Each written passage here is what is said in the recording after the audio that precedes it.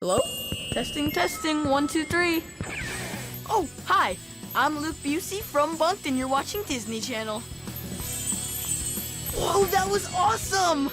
Parker, the ghost of Christmas past. Christmas past, Parker. What is going on? An elaborate morality play in your subconscious? Try to keep up.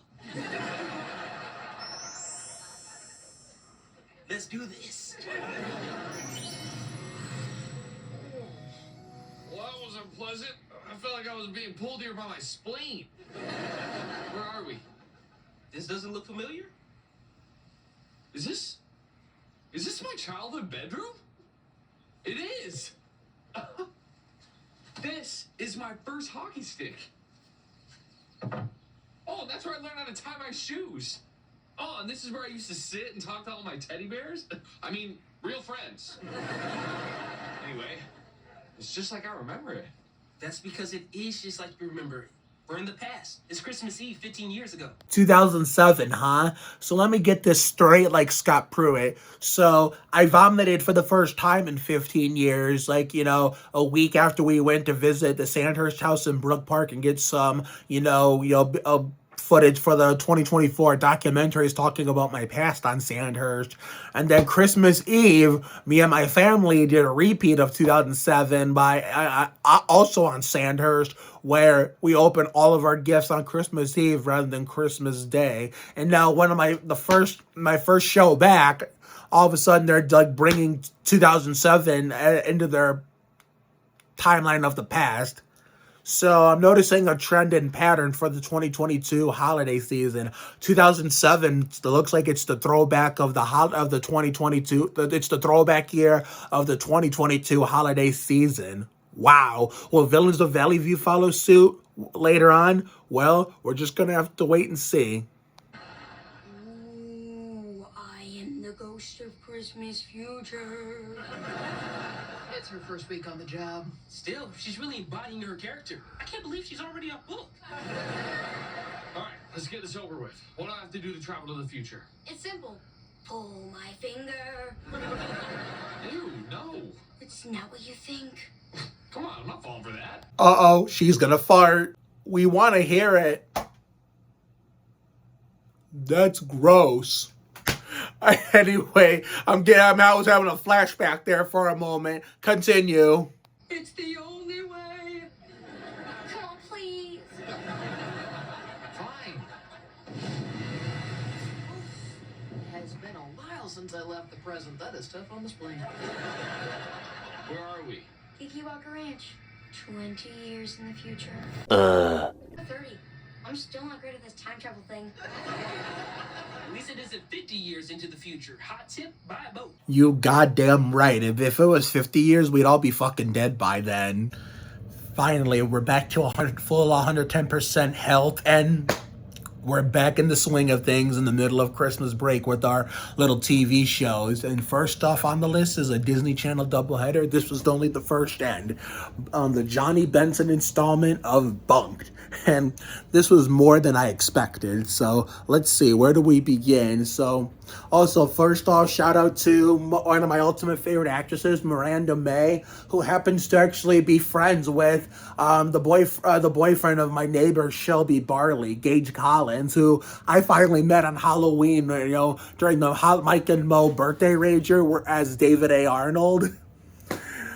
Small world, isn't it? So, Miranda, I happen to know Gage. I don't know how you guys know each other, but next time I see him over the summer when Shelby has him over here in our neighborhood, because his girlfriend lives over here in our neighborhood. So next time she has them over, I'm going to ask him how he knows you. Or you can tell me in a comments thread or whatever how you guys know each other. But, man, you really can't make this shit up like Jamie McMurray. But I wanted to get that out of the way first, so...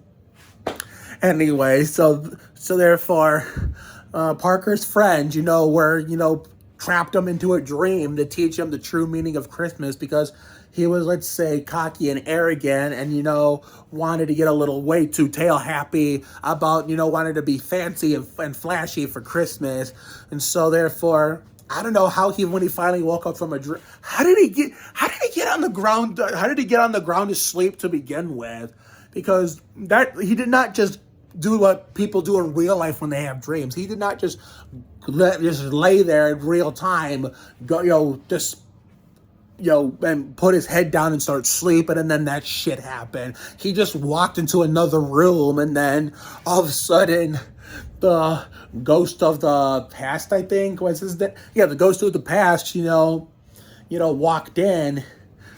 It was funny because the ghost of the past was in the ghost of the past, and the ghost house was in the same room as the actual Destiny and a Winnie. See, that's what I found funny, and even the actual Jake. I mean, Jake and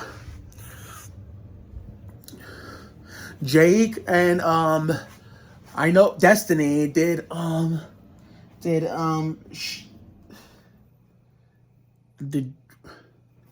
no, Jake, Destiny, no, Winnie did not keep her real identity. Jake and Destiny were the only two characters that did not have like their own ghost, did not have their own. What the fuck am I trying to say? There's noise at the top. My family's asleep, so I gotta try to tone it down. And I'm getting push notifications from my real life friends in Ridgeville. Okay, Destiny and Jake were the only main characters that did not have a timeline ghost version of them. That's what I was trying to say. Oh my hot damn! So, therefore, the ghost of the past walked into the real time.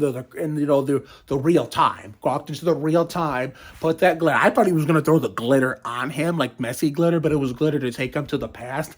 And like I said in the opening cutscene, they're going back to 2007.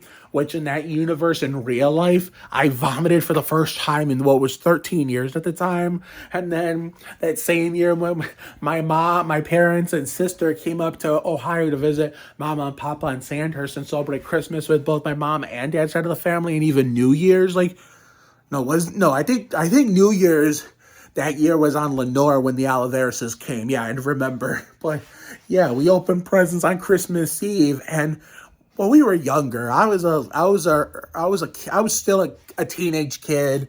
My sister who's 3 years older than me. She was still a teen. She was not really a kid no more. She was a teen. We were all younger, and I was more uptight than she was. So therefore, when we woke up next day, Christmas Day, it felt like we were empty. It felt like part of us was empty to the point where we didn't have enough presents to open on Christmas Day in 2007 on Sandhurst when Mom and Papa lived in it, which are my grandparents, by the way, on my mom's side. When they lived in it, when me and my parents and sister still lived on Lenore, Michigan. Because we did this stupid shit we did it this year, 15 years later, but now that we're all grown up and we're a lot older, it doesn't really matter no more. We've changed as people. Our opinions, our views, beliefs, and preferences have changed. That's part of life. So we didn't care this year, but back then we did. Because the very next year, which in this episode, they recapped not only 2007, where for Parker's, little Parker and Priscilla, but they also recapped 2008. So we did regret it. The very next year, I wouldn't say the very next year, because by December of 2008, that was in the middle of the darkest time of my life, and I refused to, like Jeff Gordon, to talk about that shit on social media and on the interwebs in general, in the interwebs and the interwebs / internet in general. So yeah, we did regret it, and we said we would never do it again. And we kept that streak going for until 15 years. And then all of a sudden, 15 years later, I actually vomited again at the age of 22. So, no, not at the age of 22. I got the year mixed up. I vomited for the first time in my life in 2007 at age 13. Then 15 years later, at the age of 28, I finally did it again. And then, of course, 2008, it went over 2008. And then Parker is back in the actual show's world. And he thought it was all over. And then it kind of was a little bit. I remember one time I did have a dream in the early stages of COVID where I was in the middle of a dream. It was a good one. I don't have time to talk about exactly what happened in this one, but I remember waking up in reality, but my body wasn't ready to wake up from the dream yet, or I was ready to end the dream. I remember, seeing my pillow and my blanket, but the dream was still going on, which had never happened to me before. It hasn't happened to me since then, and then the dream turned back on. And so that's, I think, what happened to Parker. He was in the present, probably sleeping on the ground. And so, but, saw reality, but he was like stuck in dreamland. So that's why, this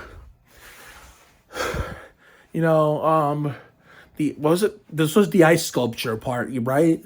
Yeah, this is the ice sculpture part with Jake and Destiny, who, didn't have a Timeline Ghost version of them. And the fact that, but don't forget, in the past scene, Priscilla made Preston feel bad. And then, of course, Destiny and Jake felt bad about, the ice sculpture, fucking up like Fabricio Alberto.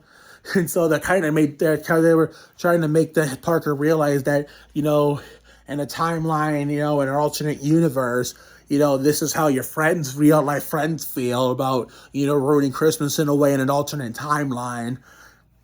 I'm just disappointed that they have all this talk about the Preston family and Priscilla being in, that they have a younger Priscilla, but they didn't have the actual Priscilla played by another one of my ultimate favorite actresses, Megan Elizabeth Donnelly. My 22-year-old role model since 2018-19, I think it was. Yeah, something like that. I started watching American Housewife at the end of the 2017-18 season. My first full-time season was 18-19. I sadly did not get to close it out with them, even though it was a happy ending, but not like a proper finale, because, the schedule was getting brutal in 2020-2021 television season, and we got warm weather so damn early to the point where I just wanted to enjoy my time outside. So I don't know why they didn't have the present day Priscilla in there. It would have been a perfect fit, as the icing on top, but oh, well, that's up to the honchos at Bunk'd and Disney, not up to me. I'm just a fan. So if don't be bitching at me saying, Mark, why is it you love Meg Donnelly and she's your role model since, she watched her American Housewife. Why didn't they have her in it? That's not my call. I mean, I'm not even happy. Trust me, I'm not happy about it either. But don't take that up with me. Take that up with the honchos at Bunk'd and Disney Channel. You call them. I mean, I'm just a fan supporting them and giving my opinions in these reaction videos of every episode of every show, every season they get. So, therefore, and then they warp to the Christmas, the future, where Bill's the owner. There was like 3 Bills: the regular Bill, the ghost host, and the future Bill. That was the owner because Lou went to the moon. I mean, the ghost of the future could have, scared Parker to death. I know she did scare Parker to death. That's Shiloh's ghost, and I thought she was dead in that universe. She was dead too, but no, she owned a ranch on the moon, and then. Oh, yeah, I just remembered. Yeah, it was not It was not Winnie. Of course, okay, Destiny, Jake, and of course Parker, since he was the main storyline of this episode, were the only ones that didn't have a timeline ghost version of them. Of course, Parker didn't because he was the centerpiece of this whole episode, but... So, therefore, even Bill, the future Bill, did not want, the future Destiny and Jake to buy the camp. I mean, Bill originally said he was going to give it to him, but then he decided to try to back out when Destiny and future Destiny and future Jake said that we're going to tear this shit down but build a fucking business and for Christmas money in place of the son of a bitch. I mean, they didn't say it like that, but that's how they meant it.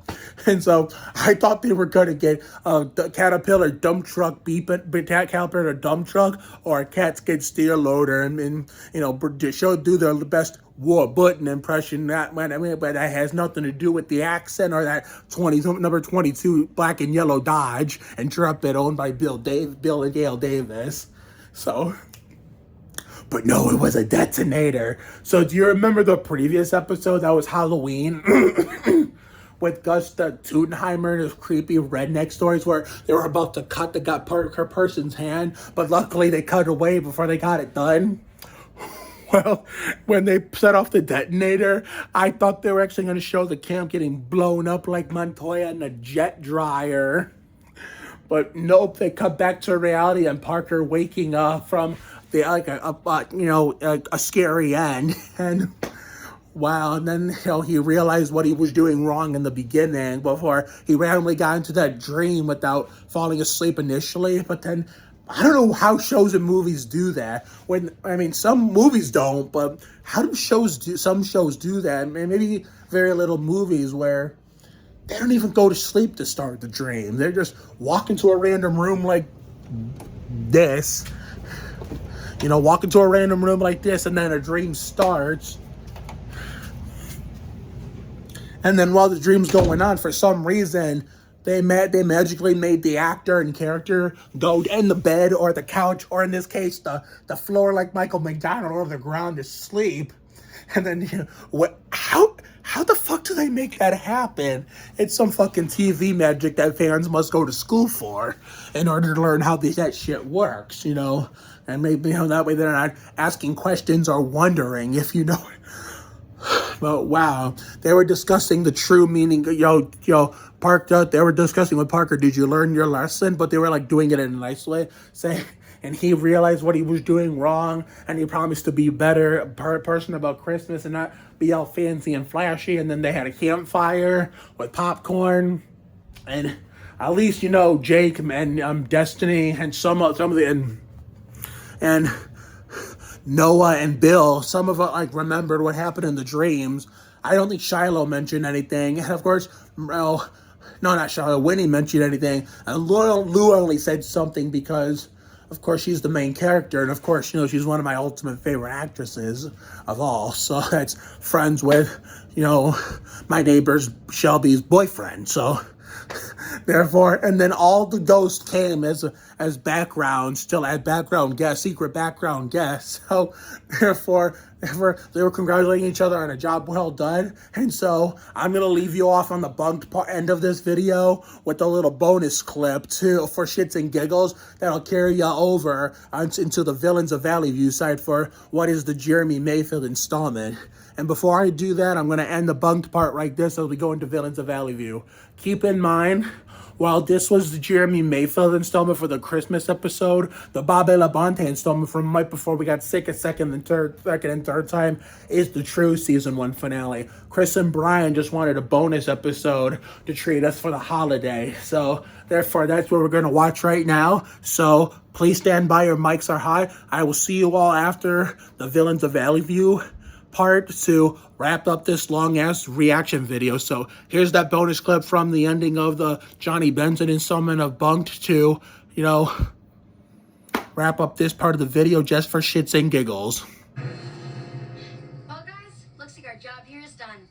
Pull my finger and let's go home.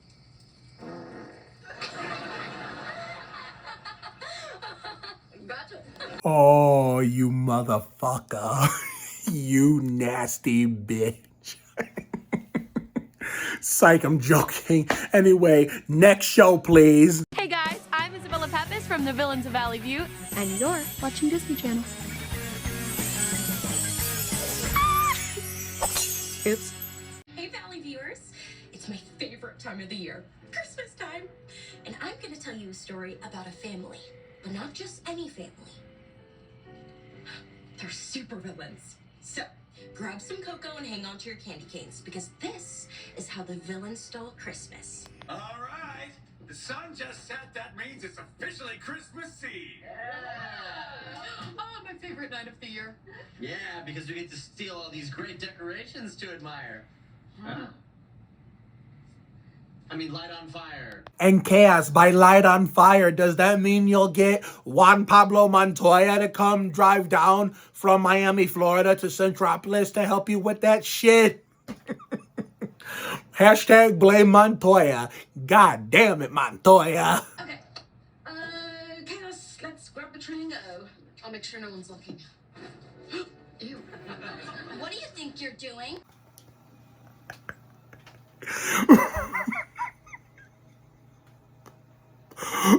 The way that shit was so sudden, and anyway, the way that shit was so sudden, how in between Amy and Savannah. And to answer your question, Savannah, what the hell do you think you're doing? I mean, I know she didn't say it like that, but that's how she meant it. Here's my answer. That's a great question. Oh, no, she isn't. Give me that phone. Yeah, right. If my parents can't get it away from me, you don't stand a chance. Ooh, Savannah, you do not know who you're messing with. So just for that shit, it is on. Cue the Robbie Gordon song. Back off, I'll take you on. Headstrong and take on anyone. I know that you are wrong. Headstrong, headstrong. Back off, I'll take you on. Headstrong and take on anyone. I know that you are wrong, and this is Oh, Robbie Gordon. Maybe just took his ass out. Oh, shit. That's probably one of the best TV edits I've ever done in a very long time.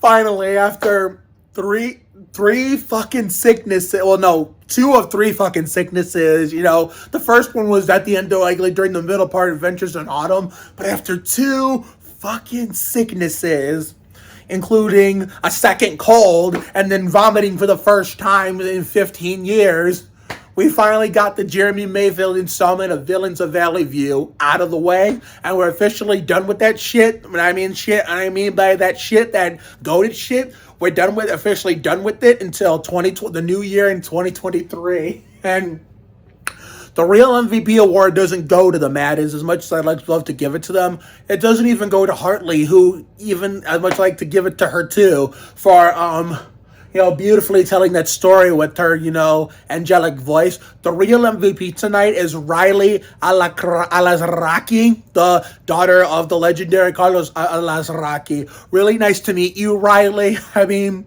man, you did a phenomenal job. I mean, Savannah was one hell of a character. In the beginning, she was a little Livin la Vida Loca like Ricky Martin, which is, if you ask Isabella Pappas, a.k.a. Amy Madden / Havoc, or Billy Badass, or the honchos Chris Peterson, who knows me more than, is closer to me than Brian Moore is. They'll tell you, that's my number 1 favorite song by my number 1 favorite musician since its March 23rd, 1999 release, with the rest of the album coming out on May 11th, when the song was written by Robbie Draco Rosa and Desmond Child. The former used to be with Ricky and Menudo back in the 1980s before I existed, because I was born in 94, and I'm 28, about to be 29 in February, and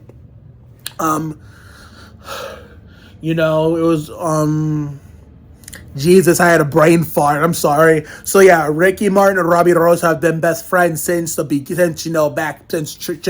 since childhood. They were in Menudo together, and they went solo in the later part of the 80s, late 80s, early 90s, and Ricky got big from 95 through 99 with the album Amedio VV, and his first ever, major hit, Maria, which caught the attention of FIFA, asked him to write a World Cup song for their France tournament 1998 called The Cup of Life, aka La Copa de la Vida, which was also written by Rosa and Child. So, I was born in 94, so it goes to show you how old I am. I'm 28, about to be 29 the day after Valentine's Day, and I didn't get into Ricky Martin until 1999 when Livin la Vida Loca came out, also written by Rosa and Child, even though, because, we met from a Maria with the Medio VV, The Cup of Life with Velvet, and Livin la Vida Loca with his first ever English album, self-titled, just simply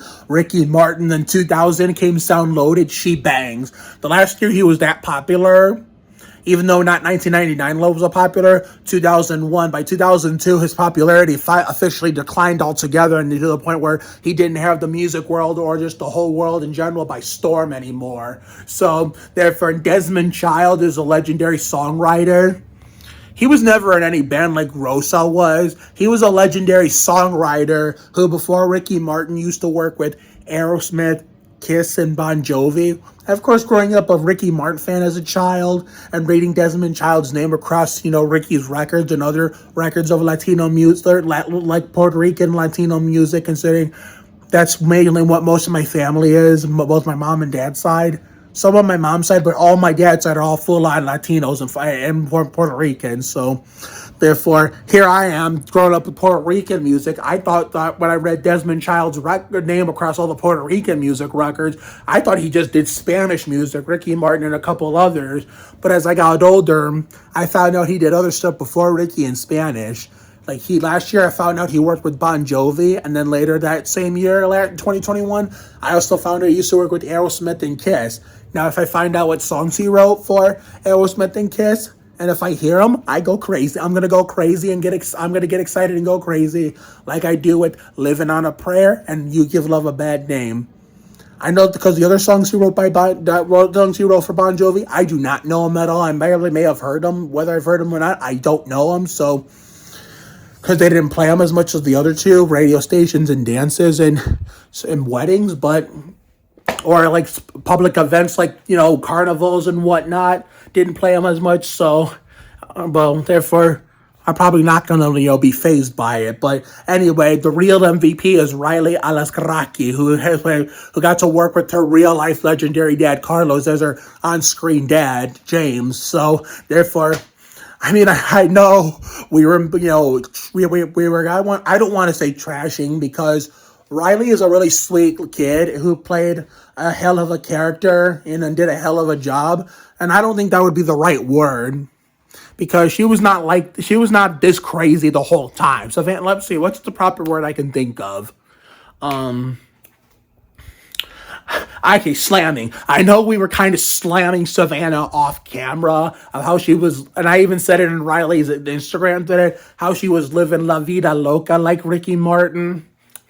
Like I said in the beginning of this part of the video, which I was doing Bunk'd earlier, the Johnny Benson installment. But I'm glad, it's not that she had a change of heart. She did too, but the real change of heart was to Amy, Jake, and Eva, and they're super villain, form. They wanted to steal the tree and keep it, and we're in a battle with Savannah, but this is where, because this episode was set in the past, this is where this is where the whole my whole main plot of the whole show in the present, originates. They probably had a change. It probably started with this episode and of those events that took place before the modern day events that we already saw happen. They had a change of heart for one Christmas, and then all of a sudden, when the stuff we saw in the season 1 premiere / series premiere last summer was the follow up that we didn't know about. Well, we didn't know about that follow-up, meaning that, of course, at the time, we didn't know about this. That came first in the, I'm guessing that this was set at the end of 1 year, and then the very next year, the events of the season 1 series premiere happened. So you can just guess what happened in the timeline. And so, they gave back the tree. Savannah didn't want to believe for a second it was returned, because she thought the marriage would keep it, and then but then she got a little disappointed that it wasn't lighting up. So luckily, what's her, Surge, used her like a Bobby Hamilton electrocution, a lightning generation, whatever the fuck that superpower's called, to light it up like Lizzie Green, because she forgot to connect the son of a bitch after when she was giving it back. And luckily she made Savannah's Christmas, but she was still a little bit sad that her dad couldn't make it. But this is just like real life military parents surprising their kids when they come home, when they come home for Christmas, or come home in general, or come home when they're done serving in the military for the rest of their lives. Her dad, her real life legendary dad, Carlos, surprised her. And Wow, that kind of moved me. It goes to show you Savannah was not really a bad character after all. Chris and Brian made her just seem like it in the beginning because the fact that she didn't like the fact that, the Maddens were trying to fuck up Christmas like Fabrizio Berto. Like, I know not only Savannah, but the rest of the characters in the episode when they talked about ruining Christmas, they didn't say it like that, but that's how they meant it. So I'm glad they had a change of heart and then they just went back home. Now, as for the other half of this plot, Colby and Vic, or Craniac and number 3, were trying to go after that damn go-kart.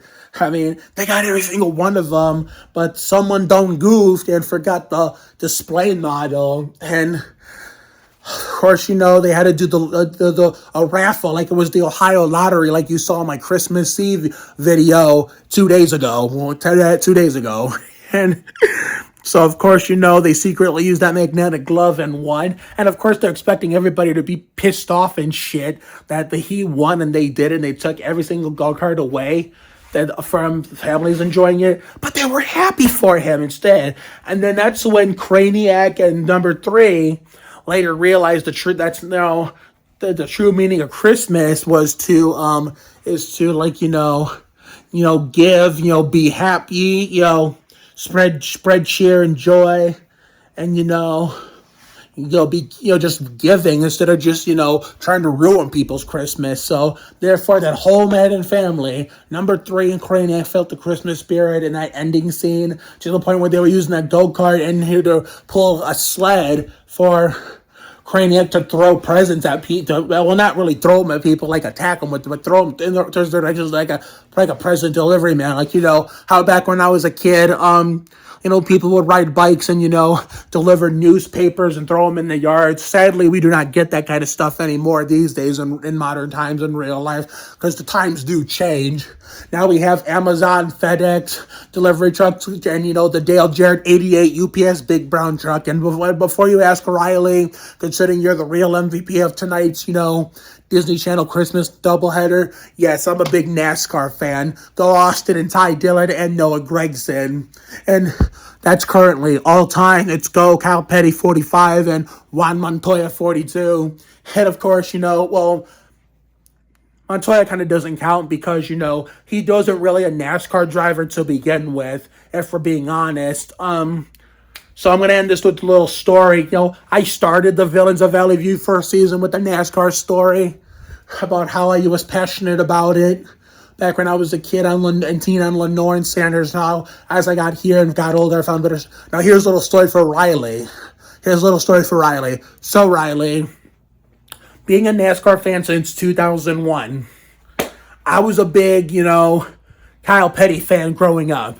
Because the driver who I picked when I started watching NASCAR in 01, this guy right here, he ended up fatally passing away on the last lap in turn 4 in the NASCAR's biggest race, which is basically, NASCAR's version of what the NBA Finals is in basketball. The Daytona 500, and the equivalent of that would be Michael Jordan collapsing in the middle of the court and getting into Game 7, with the Bulls, and then like 20-some seconds left, and then he ends up passing away that way.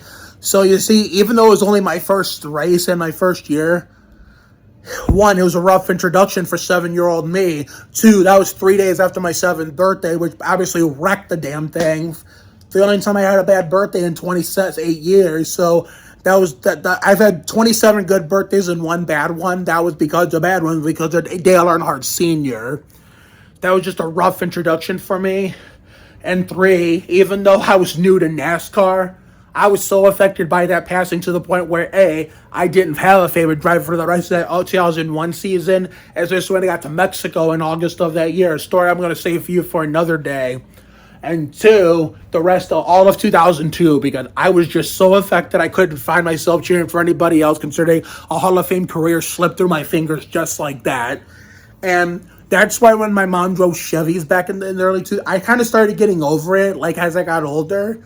when she like kept getting new cars. But when she had that iconic red Chevy Venture on Lenore, and when I was a NASCAR fan pre-Mexico, whenever my mom had to go to a Chevy dealer, the Matique Chevy dealership on Schoolcraft Road down the street from my house to go get her car or van worked on or fixed or checked over, I told her, do not use Goodwrench because I don't want to go there because then I'll think of Dale and start crying. So that was a kid. I wouldn't do that now, but because, you know, I mean, Goodwrench doesn't even exist anymore. It does, but under a different branding. But back then, the kid in me was so affected by seniors passing there, I refused to go to Goodwrench because I wouldn't be the same going there and him not in that car. And it would, you know, now that Harvick, that guy who was supposed to be his teammate, you know, replacing him, we're changing the number to 29 and the color from black to white. So, yeah, so I eventually come the middle part of early 2003, I found Kyle Petty. So I'll show you his car, the car that he drove when I first started liking him. And let me tell you, this shit, I mean, he was a nice man. I got to meet him. Meeting him was fun, but cheering for him was not fun at all. You know, he only ran good whenever, like, you know, all the contenders crashed out or blew up or had mechanical failures. You know, like 2007 Coke 600 where he finished third in the fuel mileage race. That's a funny story because the top two finishers who are also people that never ran up front for 2007 standards, Casey Mears at Hendrick, J.J. Elliott, Joe Gibbs, and Bobby Labonte is old number 18. They all ran out of gas on the cool-down lap while Cal Petty was still under power. So that means if the race was 401 laps and instead of 400, guess who your 2007 Coke 600 winner is in Charlotte? This man, lean with it, Cal Petty. And let me tell you, the 13-year-old version of me, the months before I vomited for the first time, would have been up partying all night. But even with the third place finish, Fox interviewed him, I started crying happy tears because the way I was crying happy tears made it sound like he won the damn race. And second of all, it was just refreshing because being a Cal Petty fan outside of occasional top 10s and that third place finish in 07 at the 600, he was always either tearing up the equipment and crashes or blowing shit up or like, you know, not like exploding, like fires, but like, you know, the engine would blow or some mechanical failure would take place, even if it wasn't a factor because, you know, losing his son really derailed his family-owned team, Petty Enterprises, that his dad Richard was, and his, you know, Adam's grandfather was successful in long before I existed. He also either ran in the middle of the pack every week or finished 30th or worse multiple laps down. And it only got worse from there after, you know, when he was getting close to retirement until he eventually retired after the Czech Auto Parts 500 in 08. Juan Pablo comes around, you know, the guy who I mentioned about, you know, the fire, Montoya.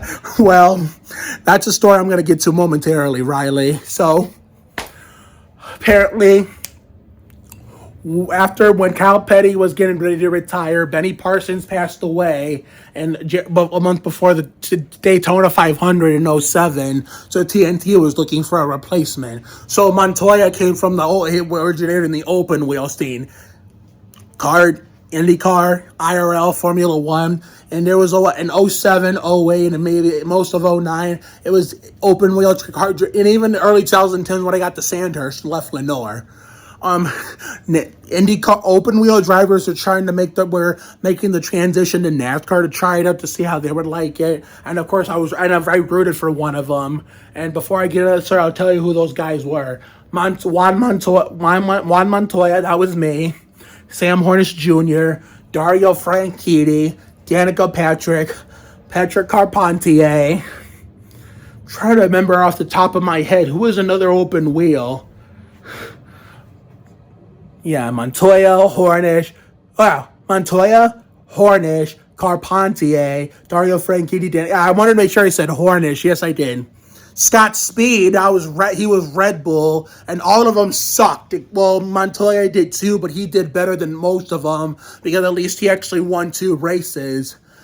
Only because it was his background. He didn't win an oval race. So Montoya was the same as Cal Petty, except it was more frustrating because at least Montoya had good cars. Some weeks had good cars in Ganassi that could contend for top 5 and top 10s, but something would always get in the damn way, like a crash or a blown motor or like an incident on pit road or the racetrack that was somebody else's fault.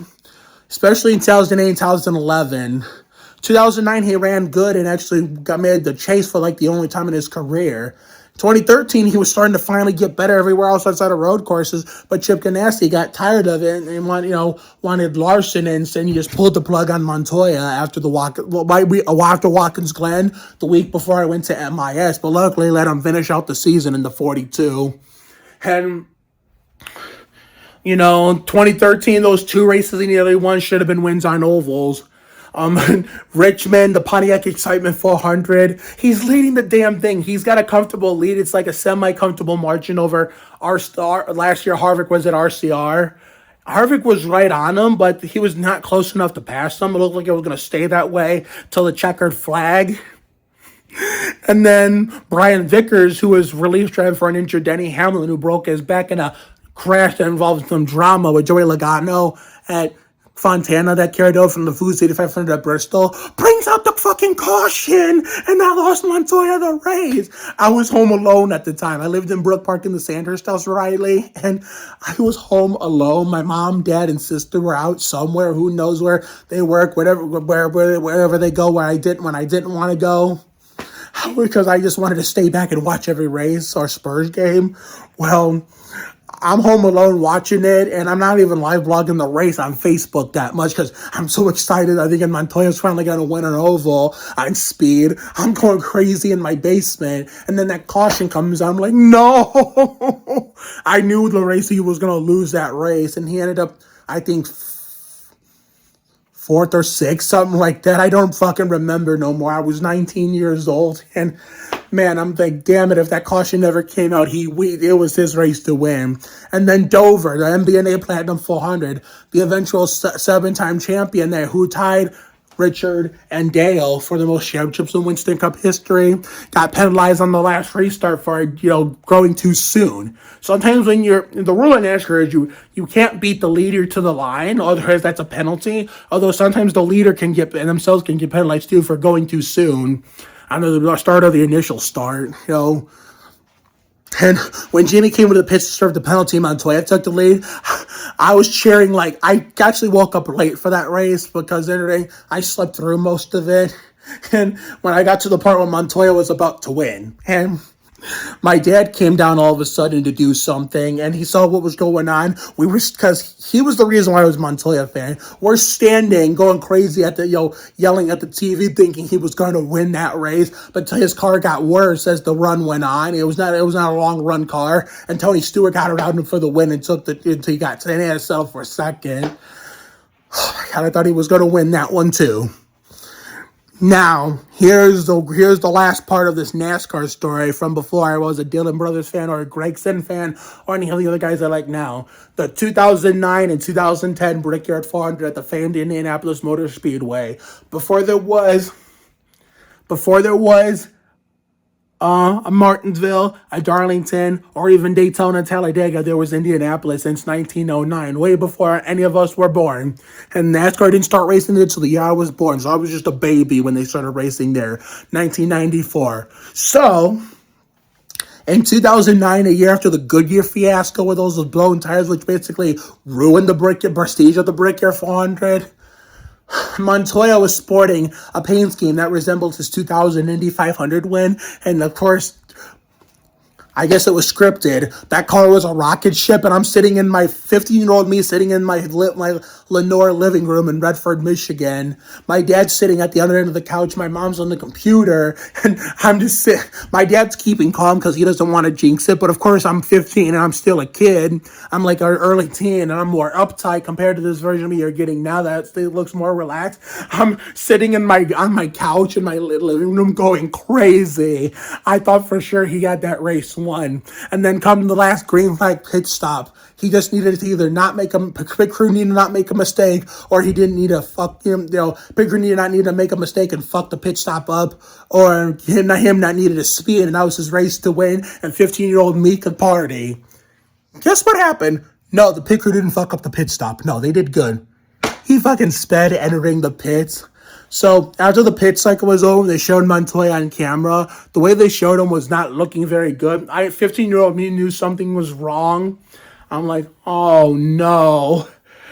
because I heard radio chatter on the 42 radio like something was wrong, and then his was then crew chief Brian Patty, who helped pave the way for his 2009 success. He has his leg on the pit wall and his other leg behind the pit wall. Hand on the headset. His body language is a negative sign. And the ESPN broadcast, because the race ESPN used to do NASCAR back then. Dr. Jerry Punch said, 42 car was too fast. And oh my God, I was pissed. And adding insult to injury, the guy who I didn't like, not Jeff Gordon, although I didn't like Gordon because my dad didn't like him. First time, that's why I didn't like him. It's not that he won a lot. It was too dominant. Or something he did on the track. Or something he did to my favorite driver. My dad just didn't like him for a reason of his own. So I said, fuck it, I don't like him either. But Johnson, I got tired of him winning all the time. So, therefore, adding insult to injury, I hated Johnson more than I hated Gordon. I hated both, but I hated Johnson slightly more because he won too much. He ends up winning the damn thing. I shut off the TV and 15-year-old me storms to my bedroom. I didn't slam the door because I didn't want to piss off my parents. I gently closed the door and I just sat there on my chair and I angrily pouted.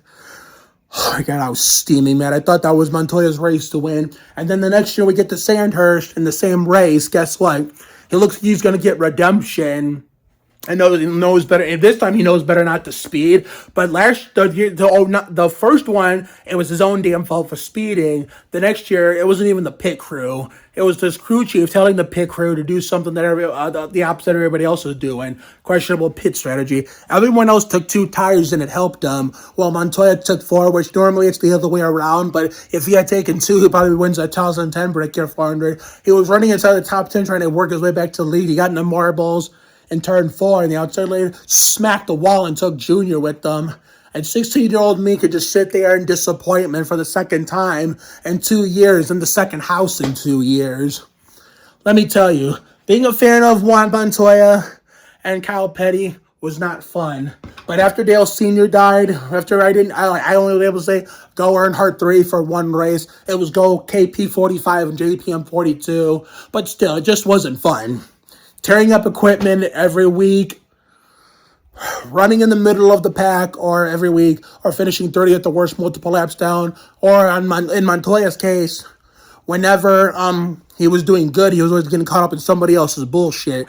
So mainly my all-time favorites are more of NASCAR exclusive guys, Dale Sr. and Kyle Petty. Only reason why I even liked Montoya was because not only Kyle Petty was getting ready to retire, but my dad, who was a Latino and Puerto Rican guy, with his whole family full on Puerto Rican Latinos, he was excited, not because open wheel drivers were trying NASCAR, but he was excited that the Latino community was somehow getting involved in NASCAR, which is what's going on today, which is why he swore as today, considering, that's a story I'm going to save for another day because I'm running out of time. So he wanted to cheer. He found somebody to root for because he never had a favorite driver since, I got him and my mom's parents into NASCAR in 2001 when Dale died. So he picked Montoya as his favorite guy to root for, but then he wanted I was 13, so of course his son still being a kid, he wanted me to tag along.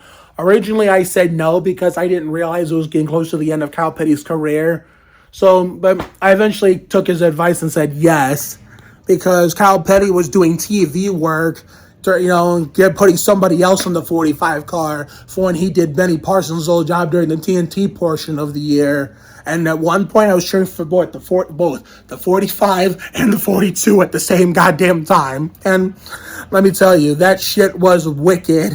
Some days it was fun, some days it was not. But overall, cheering for them individually, it was not fun. But, picking Montoya helped me, have my guy after Kyle was gone, and that's what happened. So there's your NASCAR story for today for the real MVP of the Jeremy Mayfield installment of Villains of Valley View, Riley Alazraki, the daughter of the legendary Carlos Alazraki. So anyway, it's time for us to get the fuck out of here. So therefore, I hope you guys enjoyed, seeing me talk about my favorite shows again in every episode. So the schedule is going to go like this.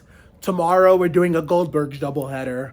Wednesday, we're doing Welcome to Flash. I can't remember all these installments, but I'm going to keep telling you as time goes on. Let me put Kyle Petty's 2003 Georgia Pacific Dodge back on the shelf. But don't fucked up the rest of the shelf. I'll get that after I'm done recording this shit. But therefore, Wednesday we'll do flyouts. Thursday we're gonna do a really loud house doubleheader. Friday we're gonna do a Lele doubleheader. We're gonna have to wake up. We're gonna have to go to bed super early on Thursday night. Well, not super early, but not super early, but not too late either. That way, maybe we can watch Lele in the middle of the day, and at night we can focus on our pregame show. That for Gavin's, Saturday morning New Year's Eve matinee basketball game as the last YouTube video of 2022. So I got it all figured out for the rest of the week. Until next time, this is Mark Oliveira signing off.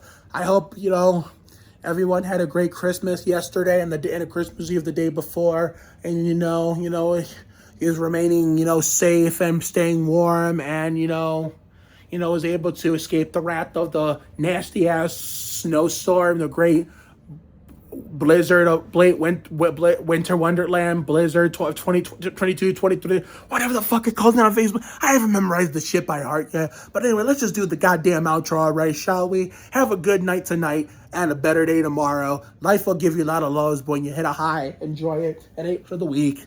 Goddamn. Pace yourself. Bring your ass. Be you. You have to try harder to do less. You can't deport a dream. Sometimes the worst things in life lead to the best things. Always bet on the side of love. You got to check yourself before you wreck yourself. Sometimes you just got to be present. You never fail until you stop trying, and never pays to worry too much about things. It's never too late to turn the day around. Another day on time, another day to shine. Sometimes you just got to flock yourself, trust your instinct, stand up for yourself, not back down to anyone. One for all for one for all. However you say that, and she love act different. I have to ask Marco Farago how he said that, so I can actually say it perfectly and correctly from now on, from this day going forward, from that day going forward. So take care, everyone. Good night, and to the villains of Valley View, I will see you all for season 2 in 2023, and for Bunk'd, I will see you guys in 2023 when we continue the 6th season, and expect Mark's Thursday night presentation video about my thoughts on Bunk'd getting a season 7. But anyway, time to get the fuck back to the bedroom. So see you later, everyone.